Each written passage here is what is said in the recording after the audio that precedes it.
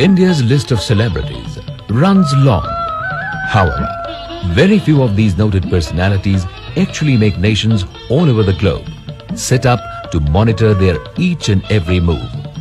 Dr. Bindingnavili Krishna Raja Ramanna, or Raja Ramanna as he is popularly known as, is one of the kind. Dr. Ramanna is best known as the force behind India's first nuclear explosion in Pokhran on May 18, 1974. The explosion invited a lot of adverse comments from other nations. Dr. Ramanna remembers. I think it was an experiment which any group of physicists interested in the subject would do, because we wanted to know how neutrons multiply and lead to a chain reaction. And in those days they used to say this is very useful for peaceful uses, and I am not at all convinced it is not useful for peaceful purposes, like digging holes and all that. But since the majority opinion is let's not use it, there are other ways of digging and things like that, we stopped doing it. When other countries decide to give the dog a bad name, they can give the dog a bad name also, because after all it is the other countries who have produced weapons and used them and threatened other people with it. All that we had done was we had expressed the technical capabilities like any other country did, like the Americans did, like the British did, like the French did, the Russians did, and the Chinese did. But the outside people like to divide the world into two parts, those which should be highly technological and give orders to the others must just follow. Now we are too large a country and with a very much longer history than many of those people to tell us what is good. Dr. Ramanna, the then chairman of Bhabha Atomic Research Center, was also instrumental in making of nuclear reactor Dhruva, along with a host of other programs. This was not to the liking of superpowers, who put pressure on India to sign the Nuclear Non-Proliferation Treaty, NPT, and lately the Comprehensive Test Ban Treaty, CTBT. Telling us to sign NPT, and we'll sign one kind of NPT, you people sign another kind of NPT, is I think very wrong thing to do in the future world. Because don't forget, nuclear weapons are ultimate weapons. They have very high destructive power. So if 5 countries get hold of it, then what happens to the other 5 countries are left behind except as colonies? Because we are forced to it. At least they're even now forcing us to do things. Now they come in a new name as CTBT, Comprehensive Test Ban Treaty. In the old days, they could test anywhere and everywhere. But India was the only country which, when its first test, it tested below the ground. Comprehensive means below, above, everything must be closed now. And I think they don't give one piece of credit for having tested ours under the ground. And no activity came out at all. Of course, they learnt that it will be bad for them if they dirty the atmosphere, so they all went underground. But they are testing like anything. One man says, we'll test 1 more and stop. Another man says, we'll test 2 more and stop. Some people say, we'll test when we think we should stop. And the lecture is for us. Dr. Ramanna is equally unhappy about the Brown Amendment, which permits the supply of arms to Pakistan. This country is big enough to be ready to consider situations where other countries will help those who are not friendly with us by giving them arms, because one makes a lot of money in this arms selling business anyway. And if Brown Amendment comes, well, some other amendment may come, but we have to be ready on our own to face the consequences. That is why India has got every right to have an option, because people, I consider it an unfriendly act for people to give large quantities of lethal weapons to neighbors where there is a tension. It is adding to the tension, it's not decreasing tension. So if somebody does that, then we are fully entitled to make our own preparations, be it what may. All these factors make Dr. Ramanna, a former defense minister in VP Singh's government, defend the escalating defense budget of the country. If you want to protect your country, you have to pay heavily. In fact, you have to pay to the last extent that you can manage, because we have enemies around us. And what I'm worried about is we have enemies who are helped, not because they like us or dislike us, but just because they want to help somebody else who are at the moment against us. So all this makes it very complicated. So it's very difficult to compare social costs. I can say, for instance, the Soviet Union spent too much on defense and collapsed. We don't want that to happen. Dr. Ramanna does not agree with those who say that a poor country like India cannot afford to spend on nuclear development. We are a poor country. The only way to become rich is to make things. If you want to make things, you require large amounts of power, electric power. And with this shortages, people want to run away from here and not put industries. So the thing is, you must have power. You don't have coal, your water situation is bad, even water for drinking is a problem here. Your only answer is nuclear stations, which France has put 75% of all power it produces is nuclear. And they are not foolish people, the French.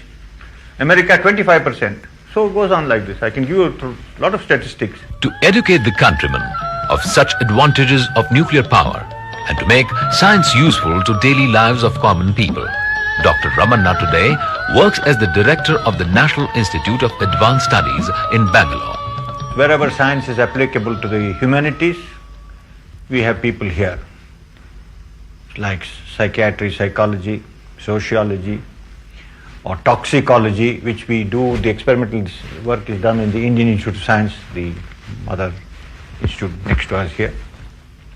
We also work on the philosophy of science. One of my colleagues is working on consciousness, which is a very hot subject in physics. So in this way, we meet regularly and get to know one another's subjects, and that combined effort is a very new way of looking at knowledge. Unlike saying I'm physics, I'm chemistry, and all these are gone now. We also run 2 courses, one at joint secretary level and industrial people, so that they get to know each other and they participate with one another and also listen to some very eminent people from all over India. We do something similar for college readers, college professors at a middle level. We concentrate on the middle level because when they go up they can't do very much. When they're too young, they're not powerful enough. But in the middle, they may be able to make changes. Dr. Ramanna has another facet to his personality.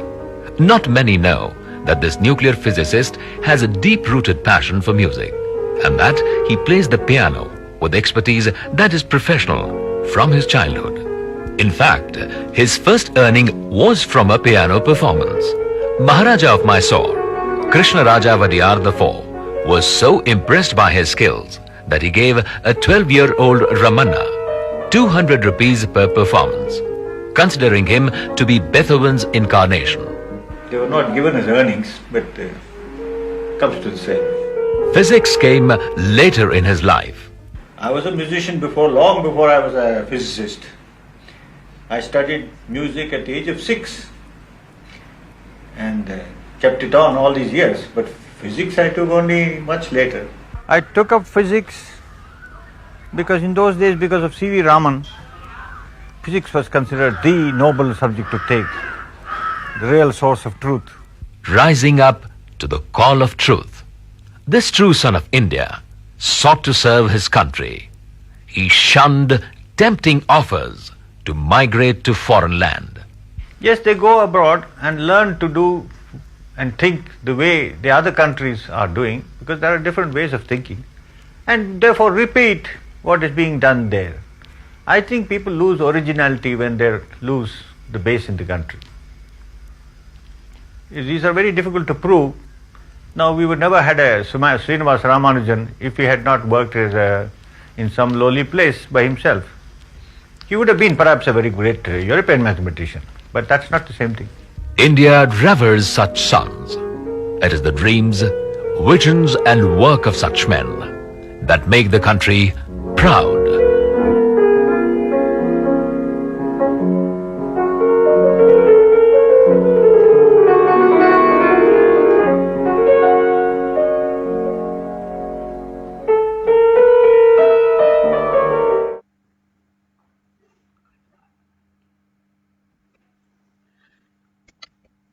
Sir, can we start? Yeah, yes, sir. Yes, sir. Good morning everyone, welcome to Gujarat science city. Science city के social media में आप सबका स्वागत है। हम लोग जानते हैं वैसे गुजरात साइंस सिटी से हम लोग day to day science popularization program करते हैं। As a part of the celebration science popularization program, today Gujarat science city is celebrating the birth anniversary of Dr. Raja Ramanna. Sir was an Indian physicist and father of India's nuclear program. The India conducted the first successful nuclear test in Pokhran in 1974 under his leadership. So we are talking today about the Raja Ramanna sir, his work and life and contribution in the field of physics.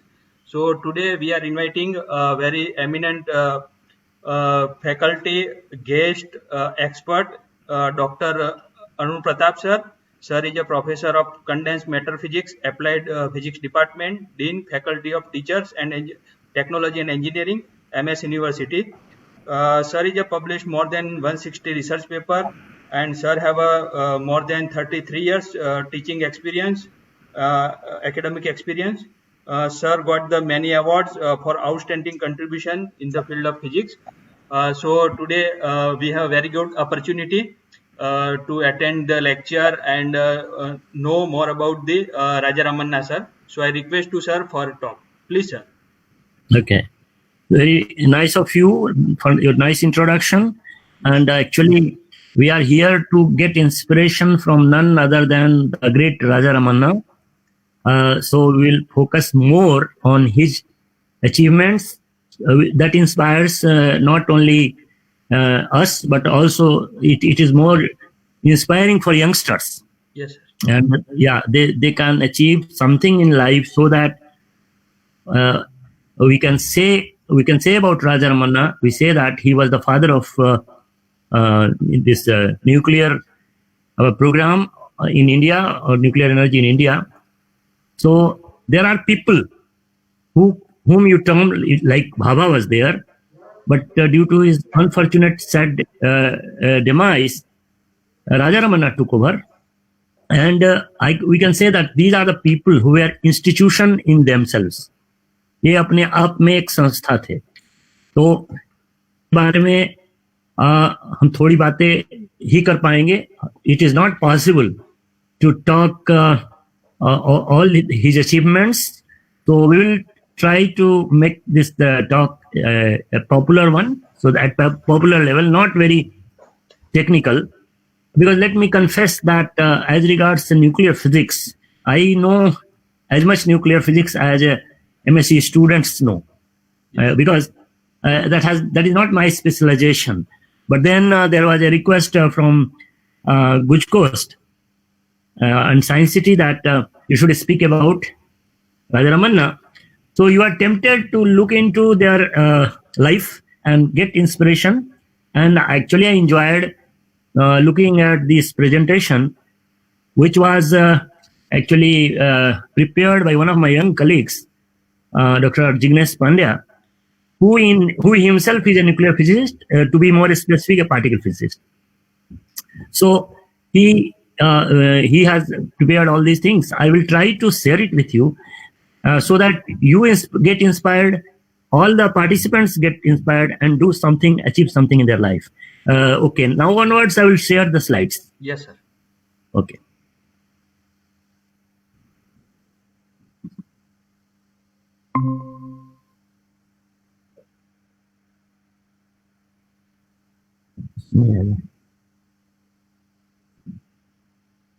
Yes sir, fine. Okay, so we will. It's a pleasure to share with you some of the lifetime achievements of the great Padma Vibhushan, Dr. Raja Ramanna, who was born on 28th January. That is, today is his birthday, 1925. So for me also, he is like a father figure because his age is similar to my father's age. And he left us on 24th September 2004. For many of us, he may be like the grandfather and grandfather of physics or nuclear physics in India. As you know, he was an eminent scientist.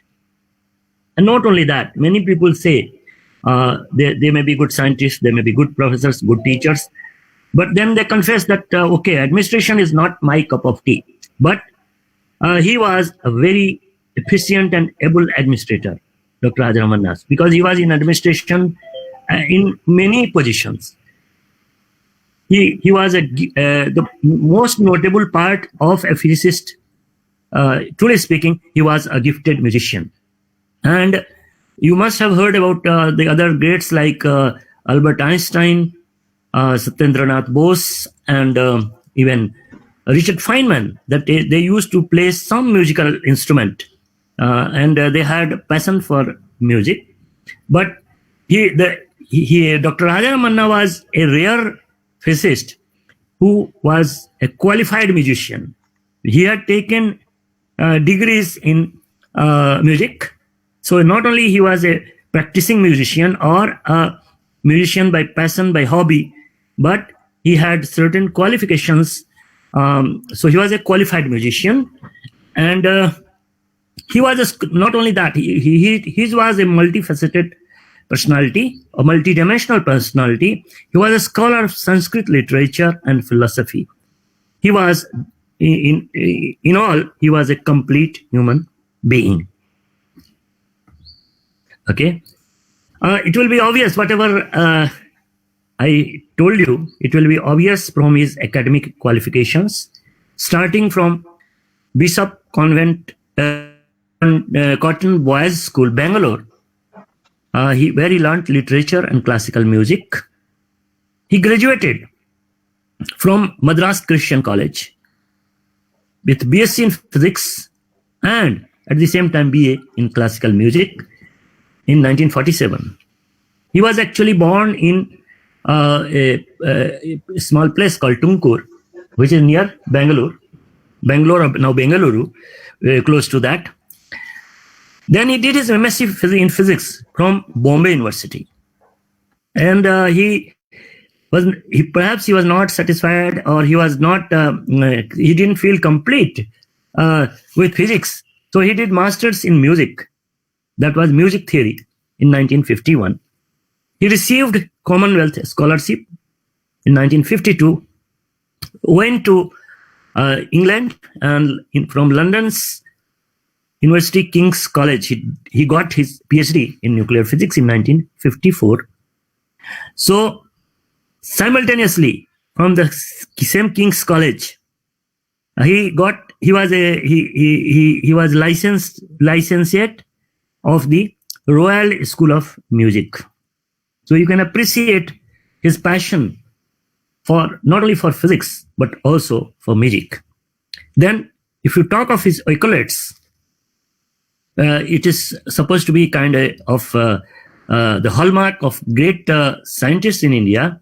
He got Santi Swarup Bhatnagar Award in 1963. So, let me tell the youngsters that for getting Santi Swarup Bhatnagar Award, the upper age limit is 45. So if you can achieve something up to the age of 45, you can very well be a contender for getting Santi Swarup Bhatnagar Award. Then, in honor of services to build nation, you know that on the eve of this Independence Day celebration, or on the eve of 26th January, to be more specific, that is Republic Day celebration, the achievers who have contributed to build the nation, or who are the true patriots, they get Padma Awards. So, what to talk of one Padma Award? He got Padma Vibhushan in 1975, and in fact, he got Padma Bhushan in 1973, and before that, he got Padma Shri in 1968. So, he got all these Padma Awards for his services to the nation or nation building. Now, as regards the passion for music, he had a great passion for music. As you can see from this particular photograph. While in the UK, he continued his interest in European music and Western philosophy, attending opera and orchestra performances every week. European music and philosophy remained his lifelong passion. After returning to India, he accomplished himself by performing classical European music at many public concerts in India and abroad. So, I will say that his life, the philosophy of his life was, Ayam nija paroveti, ganana laguchet sam, udar jadita nam tu vasudhaiva kutumbakam. So for him, the whole world was his family. He also had a keen ear for Indian classical music. It was not only that we should not have low self-esteem. So he was having very high self-esteem, but at the same time kept always a very low profile, although he graced all the top positions in the area of nuclear physics or nuclear science. In 1956, he was invited by the National College of Arts and National Academy of Performing Arts, Pakistan, to perform and lecture on the classical piano with a live ensemble. He received jubilant praise and honor for his performance and lecture. Now, as regards there is a list of responsibilities he has shared or he has shouldered. The list is long, but we must, in fact, acknowledge, or we must take into our account the key positions which he had.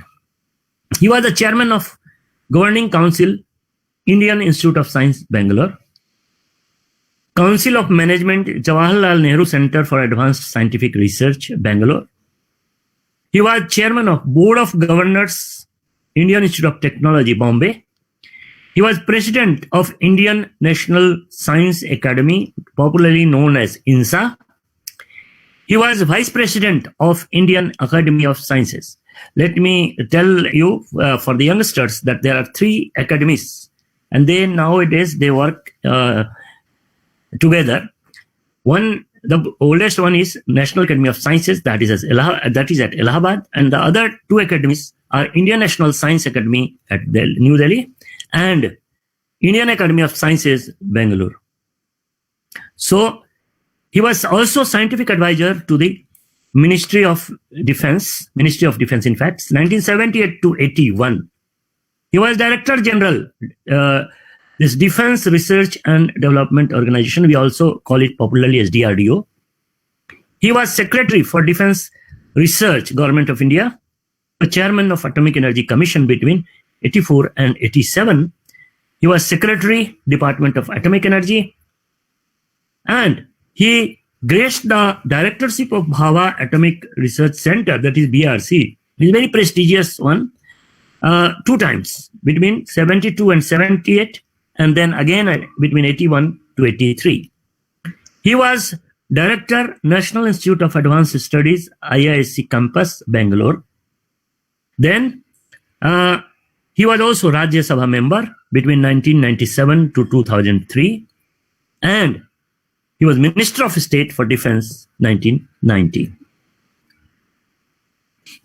Now, as regards the India's nuclear program, Dr. Ramanna joined Indian nuclear program at TIFR in 1954 as senior technical officer to work under Dr. Homi Jahangir Bhabha in classified nuclear weapons projects.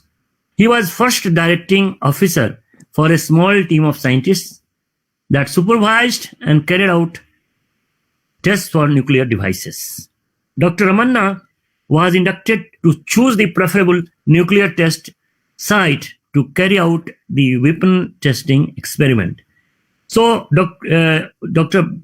Ramanna was brought by Homi Jahangir Bhabha, and he was given a job at TIFR in 1954. Then he was allotted 2 rooms in the 4th floor, and one room was for him, and the other room was for his music. And the ground floor was the nuclear physics lab. So the exact dates are unknown, but Dr. Ramanna chose and began the underground construction of nuclear test site at an Indian Army base, the Pokhran Test Range. After sudden demise of Dr. Bhabha, the first Indian nuclear device was completed and developed under his guidance. He directed India's nuclear program for more than 4 decades, then initiated industrial defense program for the Indian Armed Forces. Coming to the very important program at Pokhran, what we know as the first nuclear test,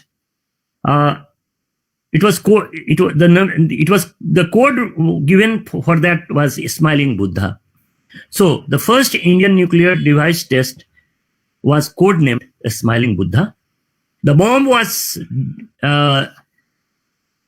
detonated on the army base Pokhran Test Range in Rajasthan in May 1974.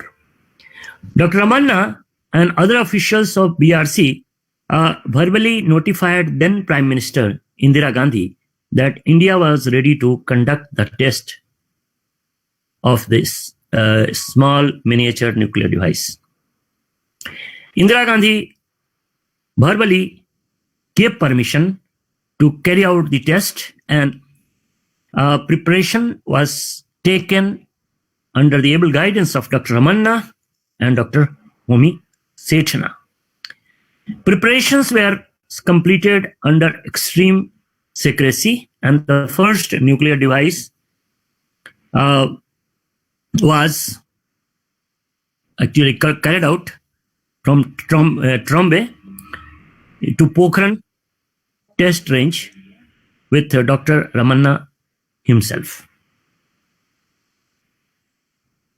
Apart from all these official engagements, very important engagements and duties, from heart, he was a true patriot.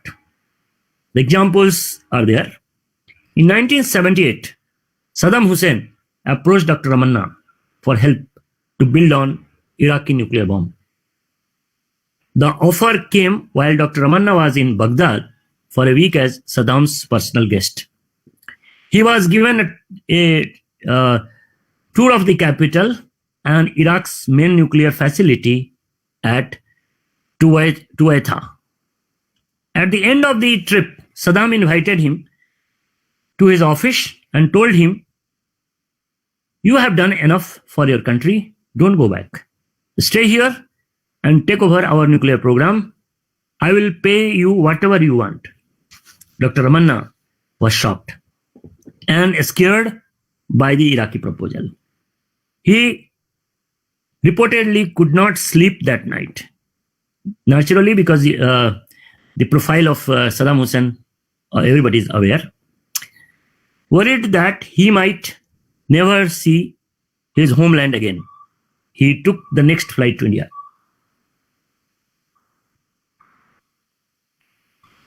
Apart from patriotism, he was also a concerned human. He had his feelings just like a very sensible human being.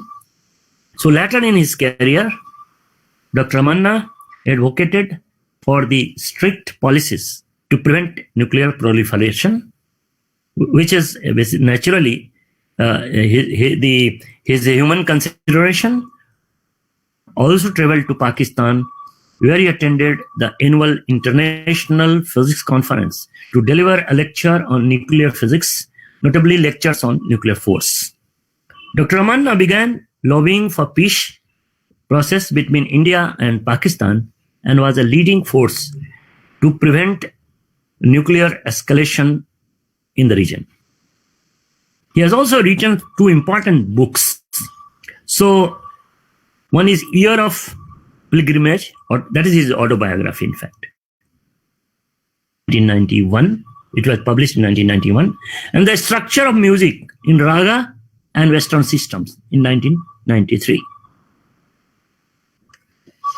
As a tribute to the great person, we have Center for Advanced Technology, that is CAT Indore.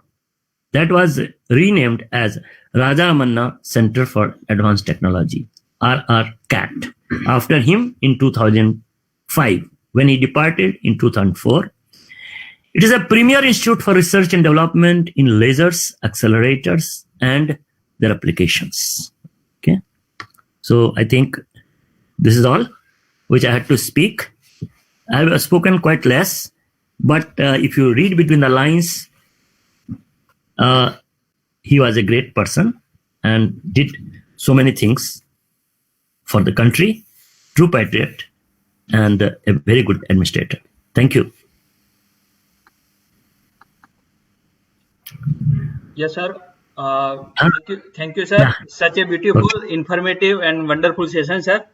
It's okay. a total life and work of the Raja Ramanna, sir, and Yes. enjoy a lot, sir.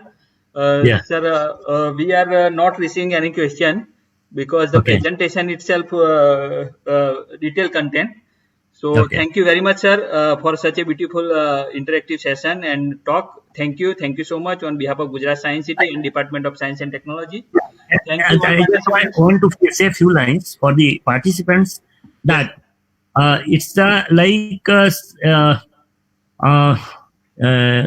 I will say, that talking about Raja Ramanna is like Suraj ko Deepak dikhana. Ji, sir. So I have spoken few things. Many other things are available Yes, sir. on the net, and mostly I have taken the information from there only.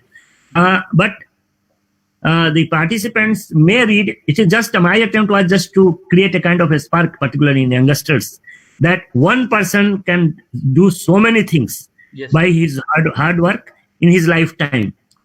So basically, if you start working together and working from today itself, you can do a lot and achieve a lot of things in your life. yes, sir. And the most notable thing was Raja Ramanna was active till he departed from this world. So working actively throughout the life, Yes. that's the key. Okay. So I wish all the participants good luck, and perhaps I have spoken about him, so questions will be maybe answered even by looking into the information available on net. Yes, sir. Yes, sir. Or even if they are interested in asking anything, perhaps I would also like to know those questions and answers to them. So you can share my email with them. Yes, sir. Yes, sir. Sure, You sir. have the email? Okay. Also, Thank you. we share your email on our Facebook ID, sir. So Okay. everyone can share your idea, thoughts, and question with us. So thank you so much, sir. Such an Welcome. informative, nice presentation, sir. Thank you all participants for attending the session. Thank you. Once again, thank you all. Okay. All right. Thank you. Thank you, sir.